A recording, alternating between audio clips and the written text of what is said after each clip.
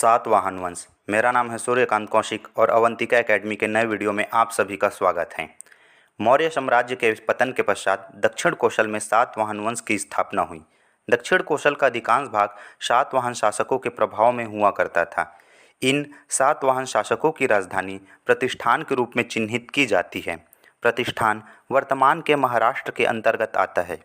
साथ ही छत्तीसगढ़ में इनकी क्षेत्रीय राजधानी मल्हार के रूप में चिन्हांकित की जाती है, जिसे प्रथम ईसा पूर्व से तीसरी शताब्दी तक के लिए इनकी राजधानी के रूप में चिन्हांकित किया गया है। आइए जानते हैं सातवाहन शासकों के बारे में। सातवाहन शासक यहाँ दो समय काल के दौरान राज किए, जिसमें से पहले समय काल के दौरान 4 राजा और दूसरे समय काल के दौरान 4 राजा हुए। पहले समय काल में सबसे पहले शिमुक, शिमुक के बाद सतकर्णी प्रथम, सतकर्णी प्रथम के बाद वेदश्री और उसके बाद आए राजा अपिलक। उसके बाद अगले शासक आए गौतमीपुत्र सतकर्णी, वशिष्ठपुत्र पुलवामी, वरदत्तश्री और सतकर्णी तृतीय। अब देखते हैं सातवाहन शासकों का विस्तृत अध्ययन। सबसे पहला शासक है शिमुक। शिमुक को इस वंश का आदि पुरुष कहा जाता है, अर्थात शिमुक ने ही सातवाहन शासकों की नींव रखी और राजधानी के रूप में प्रतिष्ठान ने गौरव हासिल किया। इसके बाद अगले शासक हैं सतकर्णी प्रथम। सतकर्णी प्रथम का कोई भी साक्ष्य छत्तीसगढ़ से प्राप्त नहीं होता, लेकिन यह जानकारी प्राप्त होती है कि सतकर्णी प्रथम ने मल्हार को छत्तीसगढ़ की क्षेत्रीय राजधानी बनाई थी। साथ ही ये भी ज्ञात होता है कि प्रथम ईसा पूर्व से तीसरी शताब्दी तक मल्हार को छत्तीसगढ़ का क्षेत्रीय राजधानी होने का गौरव प्राप्त था। अगला शासक है वेदश्री। वेदश्री की जानकारी मल्हार और बूढ़ी खार से प्राप्त होती है। वेदश्री को पुराणों एवं इनके सिक्कों में वेद सीरीस कहा गया है। इनके एक शीशे के सिक्के मल्हार बिलासपुर से प्राप्त हुए हैं। वहीं बिलासपुर के बूढ़ी खार से ही भगवान विष्णु की एक लेखयुक्त चतुर्भुज प्रतिमा प्राप्त हुई है, जिसमें वेदश्री की जानकारी प्राप्त होती है। यहाँ से प्राप्त शिलालेख में प्रभावती और भारद्वाजी नामक स्त्रियों के द्वारा मूर्ति निर्माण की जानकारी मिलती है। संभवतः प्रभावती और भारद्वाजी राजा वेदश्री की रानियां रही होंगी। राजा वेदश्री के बाद छत्तीसगढ़ में राजा अपिलक का प्रभाव देखने को मिलता है। राजा अपिलक की मुद्राएं मल्हार और बालपुर से प्राप्त हुई हैं। जो मुद्राएं बालपुर से प्राप्त हुई है उनकी संख्या कुल 2 है, जिसमें से एक तांबे की और एक कांस्य की मुद्रा है। वहीं बालपुर से जो मुद्रा प्राप्त हुई है वह तांबे की मुद्रा है और यह चतुष्कोणीय प्रकार की है। इन मुद्राओं पे राजा अपिलक को सपालिक के रूप में वर्णित किया गया है। अगला शासक है गौतमीपुत्र सतकर्णी। गौतमीपुत्र सतकर्णी और राजा अपिलक के बीच लगभग 200 वर्षों का समय अंतराल है और संभवतः यह अंदाजा लगाया जा सकता है कि इस समय अंतराल के द्वारा छत्तीसगढ़ में एक नए राजवंश मगवंश यहाँ शासन करते हैं। आइए जानते हैं गौतमीपुत्र सतकर्णी से संबंधित छत्तीसगढ़।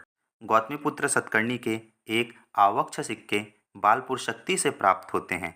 आवक्ष सिक्के चांदी के सिक्के हुआ करते थे और इन्हें बनाने की प्रेरणा रोम से प्राप्त की गई थी।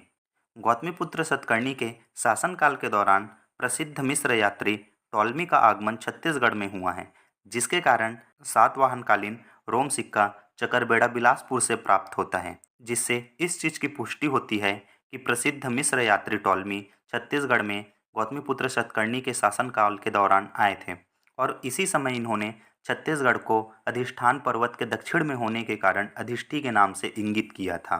साथ ही गौतमीपुत्र सतकर्णी के 4 शीशे या पोटीन के सिक्के मल्हार बिलासपुर से प्राप्त हुए हैं, जिसमें से 2 सिक्के प्रत्यक्ष रूप से गौतमीपुत्र सतकर्णी के हैं ऐसा अंदाजा लगाया जाता है, लेकिन 2 सिक्कों पे अलग प्रकार से सतकर्णी लिखा हुआ प्राप्त होता है, जिसके कारण यह 2 सिक्कों को सतकर्णी तृतीय का माना जाता है। गौतमीपुत्र सतकर्णी के बाद अगला शासक है वशिष्ठपुत्र पुलवामी। वशिष्ठपुत्र पुलवामी को पुराणों में पुडुवामी के रूप में अंकित किया गया है। वशिष्ठपुत्र पुलवामी के एक आवक्ष सिक्के मल्हार बिलासपुर से प्राप्त होते हैं। सातवाहनकालीन अंतिम महत्वपूर्ण शासक जो हैं कुमार वरदत्तश्री। कुमार वरदत्तश्री की जानकारी गुंजी या दमोदरहा शिलालेख से प्राप्त होती है। गुंजी या दमोदरहा वर्तमान के शक्ति जिले के अंतर्गत आते हैं।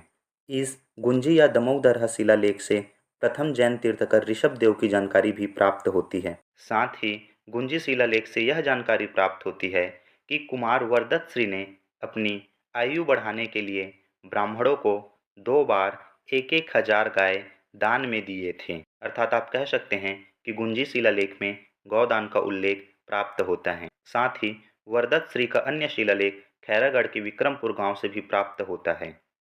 सातवाहनकालीन अन्य जानकारी। सातवाहन शासकों ने बौद्ध भिक्षु नागार्जुन के लिए 5 मंजिला संघाराम का निर्माण गुंजी, दमोदरहा या फिर वर्तमान के शक्ति जिले में करवाया था। ज्ञात हो कि बौद्ध भिक्षु नागार्जुन ने शून्यवाद का प्रवर्तन छत्तीसगढ़ में रहते हुए किया था। साथ ही हमें सातवाहनकालीन काष्ठ स्तंभ भी प्राप्त हुआ है, जो 1921 में एक तालाब के गहरीकरण कार्य के दौरान प्राप्त हुआ है। यह काष्ठ स्तंभ शक्ति जिले के किरारी ग्राम के हीराबंद तालाब से प्राप्त हुआ है, जिसे वर्तमान में महंत घासीदास संग्रहालय रायपुर में रखा गया है। इस काष्ठ स्तंभ का निर्माण बीजा या साल की लकड़ी के द्वारा किया गया है।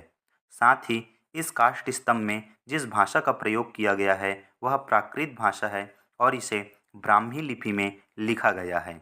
इस काष्ठ स्तंभ का अध्ययन लोचन प्रसाद पांडे एवं जॉन मार्शल ने किया है। सातवाहनकालीन काष्ठ स्तंभ में अधिकारियों के नाम एवं पद नाम का उल्लेख है। ध्यान हो कि सातवाहनकालीन काष्ठ स्तंभ में किसी भी सातवाहन शासकों के नाम उल्लेख नहीं हैं।